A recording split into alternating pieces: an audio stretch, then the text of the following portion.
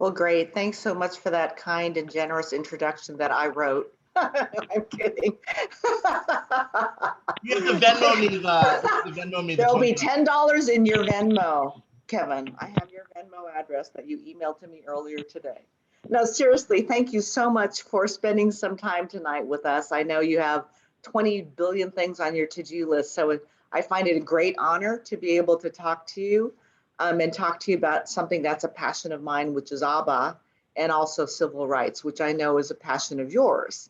And why do I know it's a passion of yours? It's because it's in the news. It's because it's part of our history as a country.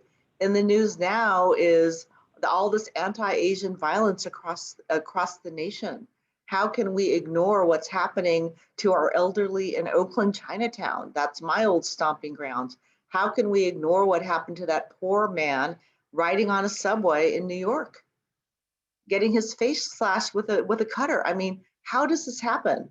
My friend and he's retired, Parkin Lee, who's now the chair of the Asian Americans Advancing Justice, AAJC in DC, was riding his bike in his beloved Brooklyn. I mean, he's a very prominent Chinese lawyer and personality figure, and a guy stopped his truck in front of him and called him all kinds of names that were not nice, that were racially connected. And that's just now, that's now with COVID.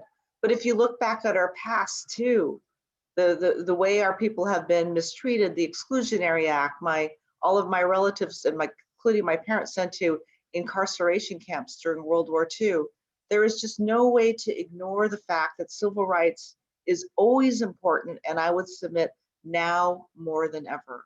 So even though we're busy and even though we have many things to do and many tasks that call to us, we have to remember that we are the champions of justice. We became lawyers for a reason. We have to commit to our memory the figure of Lady Liberty holding the balance and the sword. And we have to be that person who's going to battle on behalf of those who are marginalized, who don't have the voice, who don't have the power, who aren't blessed with a law license as we are, so that we can walk into court and do some good. So AABA to me really stands for equality and justice. My mentor, friend, brother, Dale Manami was part of the group that started AABA okay, not that long ago, it was the 70s, but that's a while ago. But AABA is so much more than that. I remember becoming a first-year associate in my first firm in Oakland. Morgan Lewis is my third and last, and feeling so lonely. Just looking down the hall and looking at the lawyers in my community, they didn't look like me. And so I sought out AABA as a first-year associate to find support, to find friendship, to find mentorship, and I found that and so much more.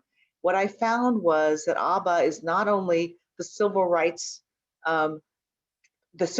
group, which I hope all of you become active, and you have 3 fantastic co-chairs, but also it becomes a path for you as you journey through your legal career to seek wisdom, to meet people like me who are older and hope to make sure that your career is successful, to make lifelong friends, to learn about our issues and to learn about each other, and to grow and to evolve and to become the biggest person you can be. Because one of the raps that we get as Asians is that we're background, we're small, we're quiet, we're timid, we're shy.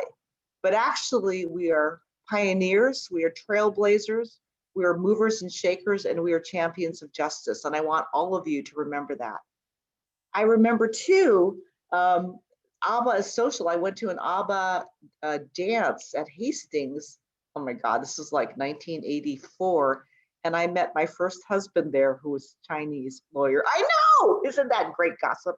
So, ABBA can serve you on so many different levels. Now, we did get divorced, but that's because we eloped after 2.5 months of dating. So what do you expect? We're still friends, so don't worry about it. He's happy, I'm happy. And Judge Joni Hiramoto, who I also met through ABBA, she became a judge, while we were super good friends. But she and I, along with other people, ABBA folks just like you, decided to create a diversity and inclusion task force or subcommittee. And we were so crazy, but this is the thing that AABA can do, because you are all AABA. You can own AABA, and you can do whatever you think is good for the community. So Jody and I were convinced that what was good for the community at the time, mind you, this is like the late 80s, when there's hardly any Asian lawyers, but there were some of color lawyers in law firms in the Bay Area. And we all kind of got together, because there was like 10 of us, and talked about crappy things that happened to us at work because we were of color. And so like one Hispanic guy who's now a partner in a law firm said, you know, I was talking in Spanish to my secretary, who's also native Spanish speaking, and a white partner came by and said, hey, English is the official language at the law firm, right? So we did all, and then when you know, I used to take depots all the time, and people would come into the room, other lawyers, my co-defendants, I was lead, thank you very much, they never believed that, and say, oh, Madam Court Reporter, could you give me a cup of coffee? Or there was another Asian woman in my law firm, and they always called me her name, and they called her my name, and that just happened for years. So we had all kinds of skits based on real life. We got volunteer Asian lawyers to play the parts, and we made a skit and we videotaped it. And we made law firms look at it. It was like our own little Abby Ginsburg moment. Joni has the only known tape. But my point is really, there's so much you can do, and there's so much you can do together as a committee under the great brand of AABA. AABA is known and respected nationwide. I know this from my work at NAPABA, and I know this from my work at AAJC. AABA of the Greater Bay Area has a voice. It is respected. It has a fabulous brand, and it's known for its great work throughout the nation.